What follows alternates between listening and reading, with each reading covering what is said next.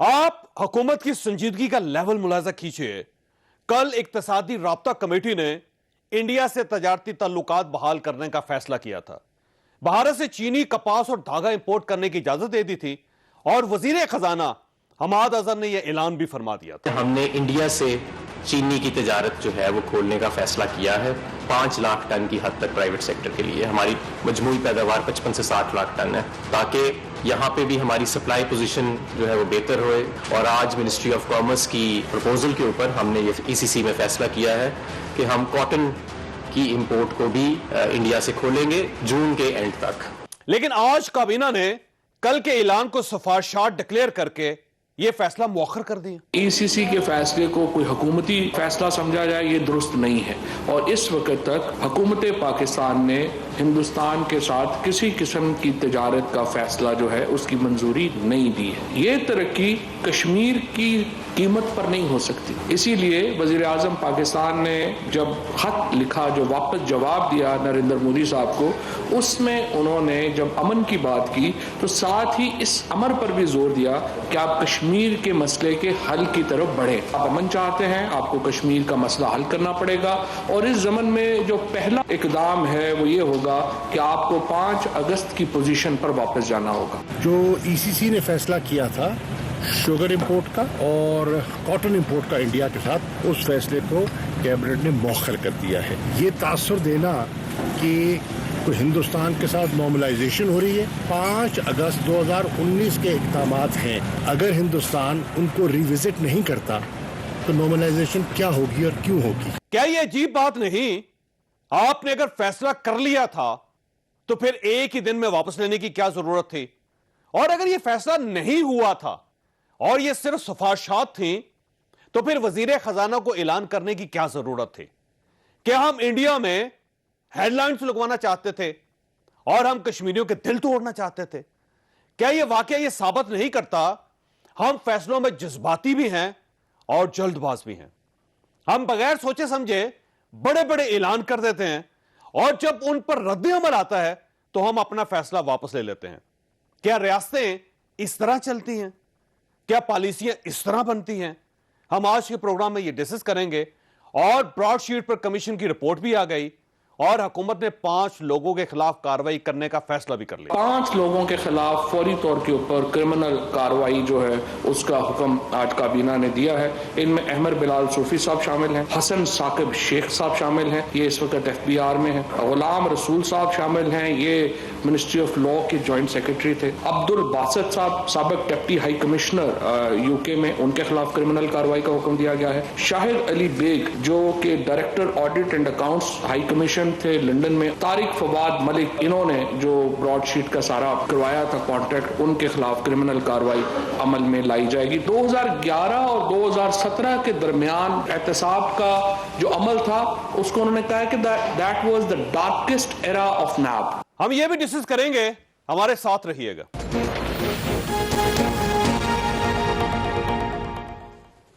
Programme میں دوبارہ خوش آمدید. ہمارے ساتھ تشریف رکھتے ہیں خرم دستگیر خان صاحب، سابق وفاقی وزیر ہے، پاکستان مسلم لیگ نون کے ساتھ ان کا تعلق ہے اور انہی کے دور میں ایک بار ایک سمری انیشیٹ ہوئی تھی جس میں انڈیا کو موسٹ فیورٹ نیشن ڈکلیئر کیا گیا تھا، لیکن بعد میں دباؤ کی وجہ سے اس کو بھی واپس لے لیا گیا تھا. تو لہٰذا ان ریلیشنز کو یہ بہت اچھی طرح سمجھتے ہیں. امتیاز گل صاحب ہمارے ساتھ تشریف رکھتے ہیں، سینئر تجزیہ کار ہیں. شہباز رانا صاحب ہمارے ساتھ تشریف رکھتے ہیں، یہ بھی سینئر صحافی اور تجزیہ کار ہیں. آپ ان کی خبریں ملاحظہ کرتے رہتے ہیں. اور ہمارے ساتھ لاہور میں خورشید محمود قصوری صاحب ہیں، سابق وزیر خارجہ ہیں اور ان کے دور میں انڈیا اور پاکستان کے بڑے آئیڈیل ریلیشن شپ تھے. یہ قصوری صاحب یہ فرمائیے گا سر، یہ جو کل گورنمنٹ نے ECC سے فیصلہ کیا، وزیر خزانہ صاحب نے اعلان کیا کہ ہم کاٹن بھی لے رہے ہیں، ہم دھاگا بھی لے رہے ہیں، ہم چینی بھی لے رہے ہیں، اور آج کیبنٹ نے اس کو کینسل کر دیا، منسوخ کر دیا، بلکہ مؤخر کر دیا. تو یہ ریلیشن شپ میں اس قسم کی باتیں ایکسیپٹیبل ہیں؟ دیکھیے، میں نے جو ٹو بی ویری آنیسٹ جو آپ فرما رہے ہیں کیبنٹ نے اگر آج کیا ہے تو میرے علم میں تو نہیں تھا، میں تو اس اسمپشن میں تھا کہ انہوں نے کیا تھا. میرا کہنا یہ تھا کہ چاہے انہوں نے کیا یا نہیں کیا، ایک چیز واضح ہے، یہ جو پہلے تو اس کو ویلکم کرنا چاہیے جو سیز فائر ہوئی ہے، کیونکہ یہ اس خطے میں غربت سب سے زیادہ انڈیا اور پاکستان میں دنیا سے پیچھے رہ گئے. اب اگلی بات یہ ہے کہ ایک بالکل واضح بات ہے کہ اگر کشمیر کی ہیومن رائٹس سچویشن وہ رہی جو تھی تو پاکستان انڈیا کا پیس پروسیس آگے بڑھنا بڑا مشکل ہے. پھر اگلا لاجیکل سوال اٹھتا ہے کہ یہ شروع کیوں ہوا ہے. اب اس میں بہت کچھ آ گیا اخباروں میں, یہ سعودی عرب تھا تو یو اے ای تھا تو امریکہ تھا. ایک چیز بالکل واضح ہے کہ انڈیا پاکستان سے کنونشنل جنگ میں اس کو برتری اس لیے نہیں ہے کہ حالانکہ اس کی فوج بڑی ہے, حالانکہ اس کی اکانومی بڑی ہے, لیکن پاکستان نے فار ویریس ریزنز سے بہت سی کتابیں ہیں وہ آپ کو اگر آپ پوچھیں گے میں ریفر کر دوں گا. کنونشنل بیلنس ہے انڈیا کے لیے ممکن نہیں ہے. اگر مودی صاحب کے دور میں جس قسم کی زبان استعمال کی جا رہی تھی پاکستان کے بارے میں ان کو ممکن ہوتا تو وہ چڑھ دوڑتے. ان کو اندازہ ہے کہ وہ یہ کر نہیں سکیں گے, اسی لیے ایشو یہ ہے کہ اس میں کوئی شک نہیں کہ سیز فائر ہو گیا, ایک بیک ڈور ڈپلومیسی چلی اور اس میں یہ فیصلہ ہوا کہ یہ جو صورتحال اس کو کنٹرول کرنا چاہیے, ذرا تھوڑا سا ٹمپریچر کم کرنا چاہیے. کل ہم نے تجارت کھولنے کا اعلان بھی کر دیا, لیکن آج ہم نے تجارت کھولنے کا اعلان واپس لے لیا ہے. تو اب اس کا مطلب یہ ہوا کہ سیز فائر کی پھر دوبارہ خلاف ورزیاں شروع ہو جائیں گی. ہونی تو نہیں چاہیے سیز فائر, کیونکہ اگر سیز فائر ہوا ہے تو اس کے پیچھے کچھ محرکات تھے. اگر وہ غائب آنن فانن تو نہیں ہو گئے ہیں. پہلی بات تو یہ ہے کہ امریکہ کا اپنا انٹرسٹ ہے, افغانستان کا جو پیس پروسیس ہے وہ یہ نہیں چاہے گا کہ پاکستان کی اٹینشن ڈائیورٹ ہو جائے وہاں سے افغانستان سے اس طرف. نمبر دو, جہاں تک ہندوستان کا تعلق ہے اس کو پاکستان پہ احسان نہیں کیا. جو وہاں سچویشن تھی لداخ میں, جو لوگ جھوٹے نعرے لگا رہے تھے ہندوستان میں کہ جناب ہندوستان اتنا مضبوط ہے کہ 2.5 وار سچویشن کے لیے تیار ہے, یعنی پاکستان, چائنا اور کشمیر, ان کو لگتا ہے کچھ سمجھ آ گئی ہے یا ان کو سمجھا دیا گیا کہ ایسا ممکن نہیں ہے. تو جو محرکات ہیں وہ تو نہیں بدلے, یا سعودی عرب ہے, یو اے ای ہے, ان دونوں ملکوں کا بڑا کین انٹرسٹ ہے, واضح ہے. دیکھیں ان پہ پریشر پڑتا ہے پاکستان کی طرف سے, اور پاکستان کے عوام جو حکومت ہو, نون لیگ ہو, پیپلز پارٹی, تحریک انصاف, فوجی, سویلین, ایک ہی گورنمنٹ نے دو فیصلے کیے. کل ایک فیصلہ کیا تجارت کھولنے کا, آج دوسرا فیصلہ کیا اس تجارت کو بند کرنے کا.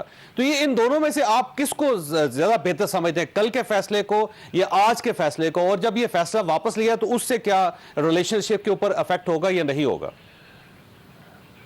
ہاں میں اس کا جواب دوں گا, لیکن چونکہ مجھے ڈیٹیلز نہیں پتا, اگر آپ 1 منٹ ڈیٹیلز بتا دیں کہ آج کیا بتایا گیا ہے تو میں آپ کو سیر حاصل زیادہ بات کر سکتا ہوں.